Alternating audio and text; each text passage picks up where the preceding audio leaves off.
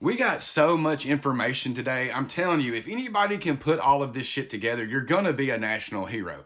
I wish I had the time to do it, by God, because my lawyer brain, which I'm not a lawyer, but I think like one, would love to dive into this shit. I'm gonna put as much info as I can into this video, okay?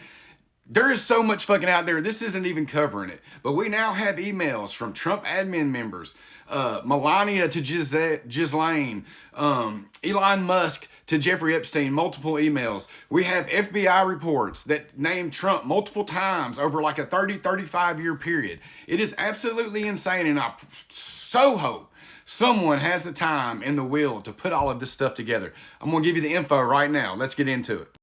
So let's roll through some emails real quick. Elon Musk to Jeffrey Epstein, November 25th, 2012. Elon says, probably just his wife and him. What day night will be the wildest party on equal our island? He calls it our island. Elon Musk does. So as you can see, this is more emails from Musk to Epstein talking about going to the island, and it's a full year later from the one I just showed you. All right, now here's one to Howard Lutnick, and you can see it says, will they arrive at Jeffrey Epstein's island via their boat? From Howard Lutnick. Okay, lunch on Sunday. See you then. I'm going to show you what Howard Lutnick said happened in 2005. Massage table in the middle of your house? How often you have a massage? And he says, every day.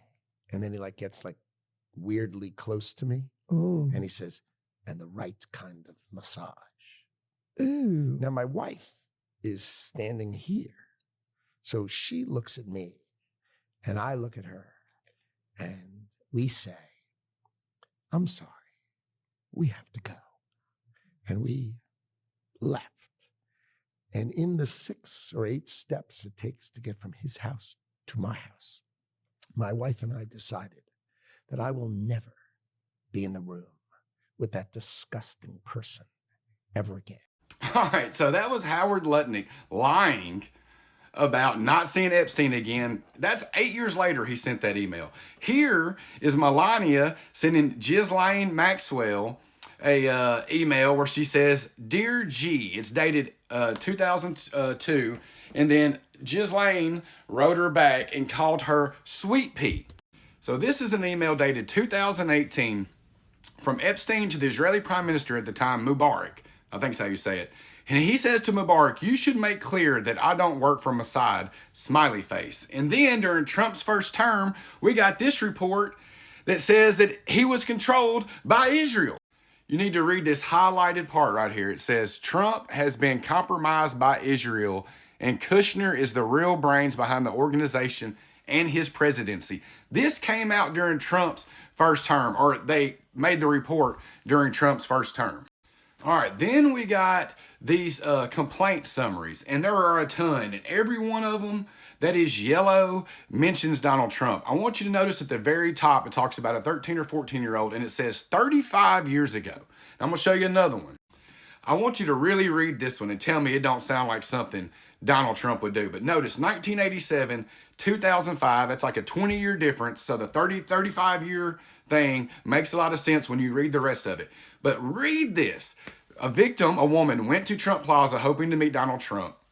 An unknown man approached her, offered to introduce her to Trump. He gave her a drink. Victim woke up the next day, didn't remember anything, naked, feeling sore, $300 laid on the bed. It says that she did not go to the hospital because she didn't think anybody would believe her and because she was drunk. Her husband's business after this started doing very poorly, and she believed Trump was behind it. Tell me they don't sound like something he would do. Then it says victim 1 had a fight with her boyfriend, so she was married and had a boyfriend. She got in a fight with her boyfriend, went to the bar. She ended up leaving the bar with a man that no one at the bar recognized, but that she seemed familiar with. She was never seen again. A few years ago, remains were discovered that matched the description of what victim 1 was wearing. All right, now if you remember Sasha Riley, there's something else in here that makes his story make a lot of sense. So you can see right up here.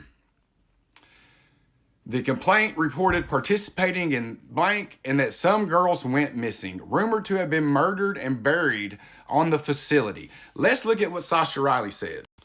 You need to go read the Substack. There's audio and files there too, okay? But Sasha Riley said in his testimony that all of this happened to the kids. And you will notice that that right there is in it. So many dots. Somebody please connect them. We've got the Israeli Prime Minister in 2018 emailing with Jeffrey Epstein. Epstein telling him with a wink and a nod, you need to tell everyone I'm not Mossad. Trump, in his first term, there was an FBI report that literally says Israel owns him, and Kushner is the real president. Rings true. We've got Melania and Ghislaine having an email correspondence like they're besties. We've got Howard Lutnick and Elon lying about how many times they had been around Epstein. We've got a bunch of FBI complaints. One of them sure sounds like something Donald Trump would do. The other one lines up perfectly with what Sasha Riley said happened 30 years ago. And then don't forget that Epstein got arrested during Trump's first term, put in a prison cell, which was basically the only prison cell that couldn't be seen by a camera, and ended up, you know what? So if you connect the dots to this, you're gonna be a national hero.